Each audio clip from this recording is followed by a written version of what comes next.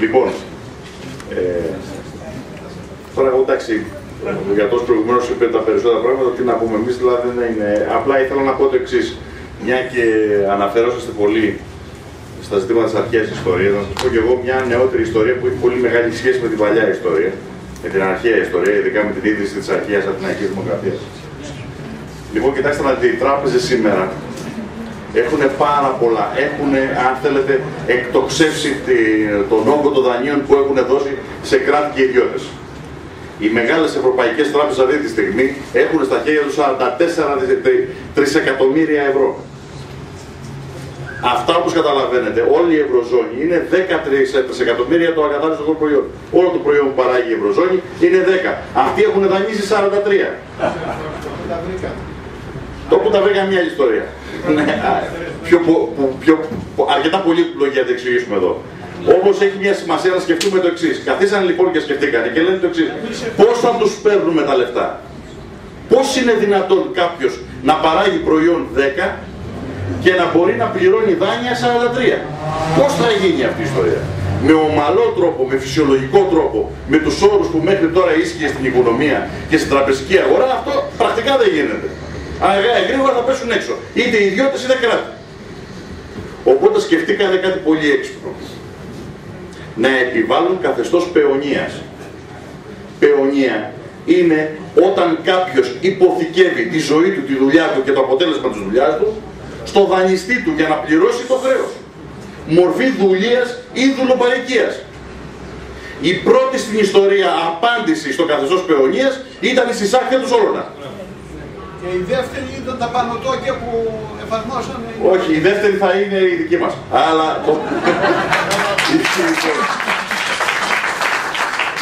Και ακριβώς αυτή τη συσσάχθεια οικοδομήθηκε η αρχαία Αθηναϊκή Δημοκρατία. Όχι από το Σόλωνα, το πιστεύει. Λοιπόν, τι κάνανε? Είπαν ότι το καθεστώς παιονίας δεν μπορεί να υφίσταται. Προσέξτε τώρα τι επιβάλλανε στη χώρα. Επιβάλλανε για πρώτη φορά στη χώρα, για πρώτη φορά σε διεθνές επίπεδο, επίσημο θεσμοθετημένο καθεστώς παιονίας, όπου όλος ο λαός, όλο το κράτος, το σύνολο της εθνικής περιουσίας, του εθνικού εδάφους, υποθηκεύεται στους δανειστές του. Αυτό δεν έχει ξανασυμβεί στα ιστορικά χρονικά. Δεν έχει ξανασυμβεί. Στην παγκόσμια οικονομία, να το πούμε έτσι, από την εποχή των μεγάλων μερκαντιλιστικών εταιριών, των Ανατολικών Ινδιών, της εταιρείας του Λεβάντε που έπαιρνε διομολογήσεις από τους Οθωμανούς, δεν έχει ξανασυμβεί κάτι τέτοιο. Τουλάχιστον οι ειδικοί, και το ξέρουν, όσοι ξέρουν τη βιβλιογραφία και τη διεθνή πρακτική, πέφτουν από τα σύννεφα. Τι είναι αυτό το πράγμα που επιβάλλανε? Ο λόγος λοιπόν που το επιβάλλανε είναι γιατί αυτό δεν υπάρχει δυνατότητα να συνεχίσεις να πληρώνεις τα δανεικά αν δεν σε βάζουν σε καθεστώς παιονίας. Δηλαδή αυτό το πράγμα είναι μια σύγχρονη μορφή δουλείας. Όταν αυτό την πρώτη φορά που το εφαρμόσαν οι τράπεζες ήταν στη Λατινική Αμερική στη δεκαετία του 80. Και τότε δημιουργήθηκε το περίφημο κίνημα της Καρθαγένης. 11 χώρες λατινοαμερικάνικες κινήσανε να πούν να ακυρώνουμε τα χρέη. Με βάση αυτό το κίνημα υπήρξε ένα τρομακτικό οπλοστάσιο νομικό στο διεθνές επίπεδο, όπου προστάτευε τα κράτη απέναντι σε αυτές τις πρακτικές παιονίας. Κανένας μέχρι τότε δεν τόλμησε, ούτε καν το Δελαγιτάφ, μέχρι τις μέρες μας, να επιβάλλει θεσμοθετημένο καθεστώς παιονίας σε κάποια χώρα. Μέχρι που ήρθαμε εμείς.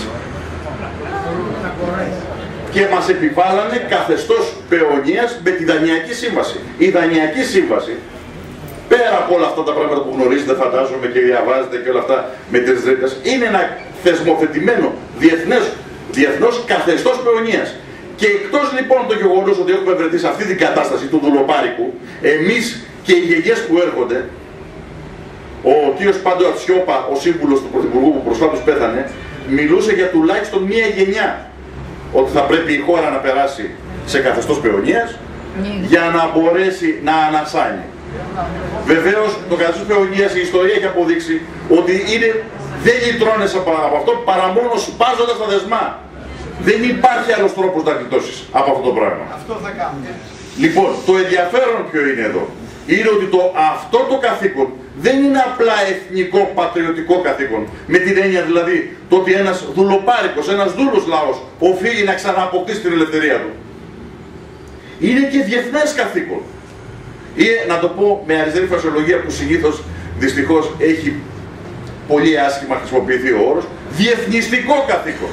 Γιατί η ανατροπή του καθεστώτος παιωνίας θα αποτρέψει την επιβολή αντίστοιχου καθεστώτος σε άλλους λαούς και χώρες. Θα αποτρέψει αυτό που λένε οι νομικοί, εγώ δεν είμαι νομικός, να ιδρυθεί νομικό προηγούμενο στο διεθνές δίκαιο. Τον Απρίλιο του 2010, καλά μπορούμε να λέμε 40 ώρες τώρα τι το νομικό πλωστάσιο υπάρχει στο διεθνές δίκαιο για να καταγγείλουμε τη σύμβαση και να αποκτήσουμε τη δυνατότητα να διαγράψουμε ολοκληρωτικά και μονομερώς τα χρέη. Μπορώ να σας λέω για τη διεθνή νομολογία ώρες επί ώρων. Το τι οπλοστάσιο διατέθεται. Εκτός από το 36 που ανέφερε ο γιατρός και όλα αυτά. Λοιπόν, να σας πω μόνο το τελευταίο, ένα τελευταίο παράδειγμα. Φαντάζομαι θυμάστε το σουλάτσο του Πρωθυπουργού στη Νέα Υόρκη για να μιλήσει στο Millennium, στο στόχο του Millennium που λέει για την παγκόσμια διακυβέρνηση, δηλαδή που είπε. Το Millennium ήταν η παράλληλη εκδήλωση της Γενικής Συνέλευσης του ΟΗΕ, μια παράλληλη εκδήλωση για τους μπαλκονάτους. Για αυτούς που θέλουν να κάνουν δημόσιες σχέσεις, να πούνε και μια παρλάτα και δεν τρέχει τίποτα. Η Γενική Συνέλευση όμως του ΟΗΕ, όπου δεν πήρε ο λόγο ούτε ο Πρωθυπουργός ούτε ο Αντιπρόσωπος της Ελλάδος, εκεί συζητήθηκαν σοβαρά πράγματα, υιοθέτησε μια έκθεση η οποία είναι η έκθεση του ειδικού επιτετραμένου επί του δημόσιου χρέους, επί της αντιμετώπισης του δημόσιου χρέους, που είχε ορίσει ο ίδιος ο ΙΕ και έχει καταθέσει μια έκθεση. Την έκθεση αυτή την συνέταξε τον Απρίλιο του 2010. Και λέει αυτή η έκθεση, πολύ ωραίο αυτό που έκανε το Εκουαδόρ το Δεκέμβριο του 2008, ο κύριος Ραφαέλ Κορέα. Αμερικανός σπουδασμένος, οικονομολόγος από το Χάρβαρντ συγκεκριμένα. Λοιπόν, αλλά έκανε πολύ, επειδή ακριβώς ήξερε το σύστημα και το πώς λειτουργεί, έκανε μια έξυπνη κίνηση. Πολύ ωραίο αυτό, αλλά είναι λυπές, λέει ο εισηγητής στη Γενική Συνέλευση. Είναι λυπές, γιατί ένα χρέος είναι απεχθές, και ο νομικός όρος είναι απεχθές, όχι επαχθές, είναι κάτι που είναι βαρύ. Απεχθές είναι αυτό που το συχαίνεσαι, δεν το μπορείς, και πρέπει να απαλλαγείς, είτε είναι μεγάλο είτε είναι μικρό. Λοιπόν, είναι απεχθές, αυτός είναι ο όρος, είναι απεχθές και τότε που δεν είναι προϊόν διαφθοράς και η παράνομη συναλλαγής κυβερνήσεων με επιχειρηματικά συμφέροντα και τραπεζίτες. Κάθε φορά όπου υπάρχει το εξής, μια χώρα, ένας λαός οφείλει να επιλέξει ανάμεσα στο να πληρώσω τα χρέη μου και να παραβιάσω βασικά ανθρώπινα δικαιώματα του λαού μου, οφείλει μια κυβέρνηση να προασπίσει τη χώρα και το λαό της. Αυτό αποτελεί απόφαση της Γενικής Συνέλευσης του ΟΗΕ φέτος αυτό το χρόνο. Και αυτό το πράγμα όχι απλά δεν το μάθαμε, αλλά ούτε καν δεν βρέθηκε ένα πολιτικό κόμμα να πει ρε παιδιά, να υπάρχει έρισμα. Με αυτά τα λόγια εγώ πιστεύω ότι είναι υπόθεση του λαού. Πολύ σύντομα θα δούμε ότι ο ίδιος ο λαός θα πάρει την υπόθεση στα χέρια του και αυτός που είναι ο φυσικός φορέας της δημιουργίας της δημοκρατίας που θα θέλαμε όλοι είναι ο ίδιος ο λαός και αυτός ξέρει όταν κινηθεί και στην κατεύθυνση που θα κινηθεί τον τρόπο που θα οικοδομήσει αυτό το πολίτευμα που θα θέλαμε όλοι. Ευχαριστώ.